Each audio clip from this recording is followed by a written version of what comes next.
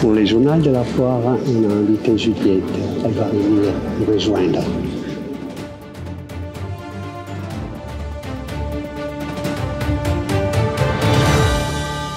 Bienvenue, bonjour, je suis merci. hyper content de t'avoir.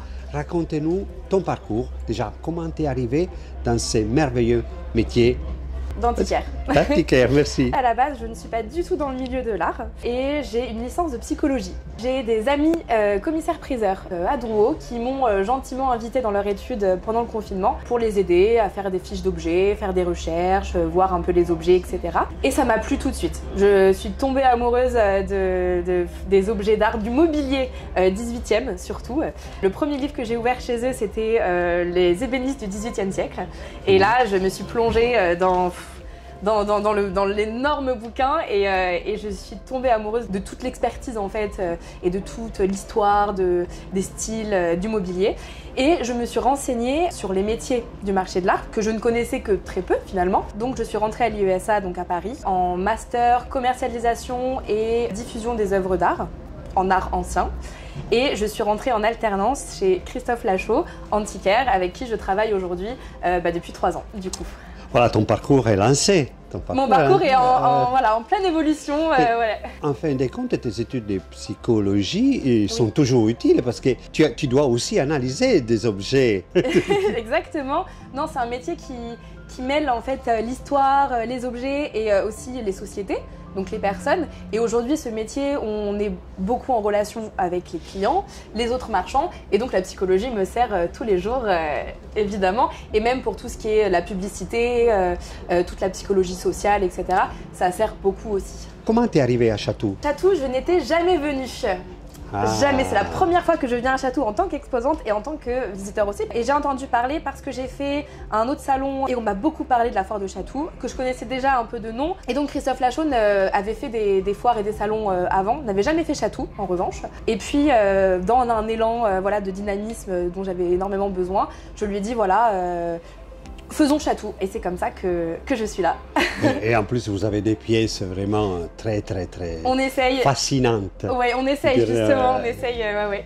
Et est-ce que déjà dans ta carrière qui commence à se remplir, tu as des souvenirs, tu as des moments d'émotion? Oui, j'en ai plein parce que j'ai toujours été intéressée par la peinture du 16e et du 17e siècle, surtout italienne, mais j'ai vraiment découvert tout un univers d'objets que je ne soupçonnais même pas, tout cet univers-là. Et donc, j'ai envie de dire, chaque objet que j'ai découvert dans la galerie dans laquelle je travaille, et même sur les déballages, les foires, tous les objets, pour moi, c'est des merveilles parce que j'apprends de chaque objet. Tous les jours, j'apprends, en fait. Et je suis vraiment en plein apprentissage. Mais s'il y a un objet que je devais retenir qui m'a énormément intriguée et touchée, c'est un meuble qu'on a d'ailleurs sur notre stand. On va en profiter. On en profitera. C'est un cabinet allemand en partie du XVIIe siècle qui a été refait au XIXe et tout en plaquage d'ébène. Et c'est un meuble qui est très imposant. Il y a tellement de styles qui se mélangent dans ce meuble. C'est un meuble unique. Voilà, c'est un meuble unique et quand on aime les styles, quand on aime l'histoire du mobilier, c'est un meuble qui est hyper intriguant. Tu sais ce qu'on va faire? On va y aller? On va y aller. Allez, Allez, je on t'en y va. prie, après toi. Allez. C'est quelque chose d'extraordinaire de rencontrer les nouvelles générations qui vont prendre la relève. C'est tellement important de ne pas perdre. Qu'est-ce que tu en penses? Oui, c'est vrai que en fait, il y a beaucoup de jeunes, on se rend compment aussi maintenant. Oui. J'ai rencontré plein de marchands qui ont à peu près mon âge et qui ont surtout le goût en fait des antiquités. Et c'est quelque chose qui se perd. Quand je vois dans ma clientèle, quand on vide des maisons et que plus personne ne veut de nos services en argent, plus personne ne veut de tout ça. Et moi j'adore, j'ai envie de leur dire, moi je les prends, il n'y a pas de souci. C'est paradoxal. Exactement. Alors j'ai vraiment hâte de voir un peu ce qu'ils vont raconter, tes objets. Allez, bienvenue, voilà. Totalement. Bienvenue sur mon stand. Okay. Alors, vous voulez voir le cabinet? Ben oui, il est juste ici. Vous avez les 2 vantaux dont je vous parlais avec la marqueterie de fleurs. Et surtout, ce qui est intéressant, c'est quand on l'ouvre. Alors, tac. Oh. Donc, on a un cabinet classique.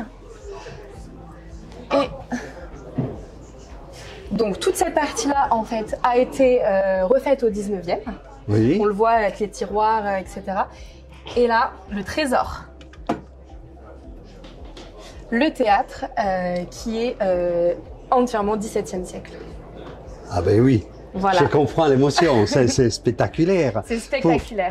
Pour moi, je suis italien, ça c'est un chef-d'œuvre. Oui, pour nous Français aussi.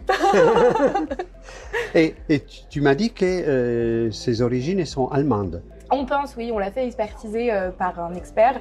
On pense que c'est allemand, oui.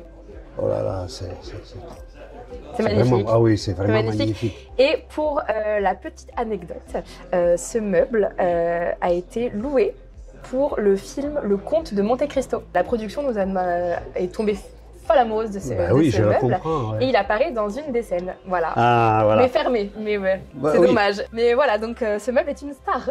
Ah bah oui, ça y est. Oui, parce que c'était une réussite ce film. Puis bon, tu nous proposes aussi... Oui, la marchandise qu'on essaye de trouver, c'est essentiellement du 18e, du 19e siècle. Beaucoup de Napoléon III, mais aussi beaucoup d'Art Nouveau. Donc comme on est généraliste, on fait de tout. On fait même de l'art d'Asie également. Mais on essaye vraiment de dénicher des objets qui soient quand même une très grande qualité. On fait un énorme tri sélectif à l'achat et des objets insolites comme par exemple cette tête de cheval en bois qui est vraiment un mystère pour beaucoup de marchands que j'ai vu sur la foire qui m'ont posé plein de questions depuis le début. Deux possibilités, on pense que c'est soit une ancienne enseigne, soit de boucherie chevaline, soit d'écurie, de manège. Oui, ou des changements, des diligences, peut-être également, soit c'est possiblement une sorte de mannequin, alors soit pour confectionner des filets ou des licoles, soit mannequin d'artiste. L'échelle est quand même très réelle. Très réel. Voilà, il y a même les veines ici que vous voyez. Après une course. Ouais, exactement. Après des peintures. Magnifique portrait 19e juste ici, d'une jeune femme inconnue, malheureusement, que je n'ai pas réussi à retrouver. On essaye vraiment de trouver des objets qui ont une âme. Et au niveau du stand, c'est moi qui ai imaginé, qui ai fait le plan. Je voulais vraiment une ambiance Napoléon III, notamment avec le palmier d'intérieur, voilà, pour recréer en fait. J'avais vraiment envie que quand on rentre sur le stand, on se sente chez quelqu'un, invité chez quelqu'un. Et donc pour recréer une intimité qu'on n'a pas forcément sur les foires parce que c'est des stands qui sont montés, démontés, on expose le plus d'objets possible. Et là, je voulais vraiment que ce soit intimiste. Mais tu as raison, parce qu'effectivement, quand tu rentres dans un monde, même s'il y a des époques en dehors de Napoléon III, tout ça s'épouse, vraiment. Bien sûr, oui. Bien. Oui, et là vous avez une magnifique commode signée Sormani, donc de style Louis XVI, d'époque Napoléon III, qui est mais d'une qualité exceptionnelle, parfait état avec un marbre magnifique. Voilà. Donc on essaye. T'as vraiment, c'est de la haute couture. Hein. Exactement, la haute couture du mobilier. Bon, on a passé un très bon moment avec Juliette. Maintenant, il faut venir à Chatou pour découvrir toutes ces merveilles, pour rencontrer Juliette, parce qu'elle est quand même une belle personne. Ensuite, n'oubliez pas de liker et de vous abonner à la chaîne YouTube de la Foire des Châteaux. Sur cela, on vous dit au revoir et à très bientôt. Au revoir. Ciao.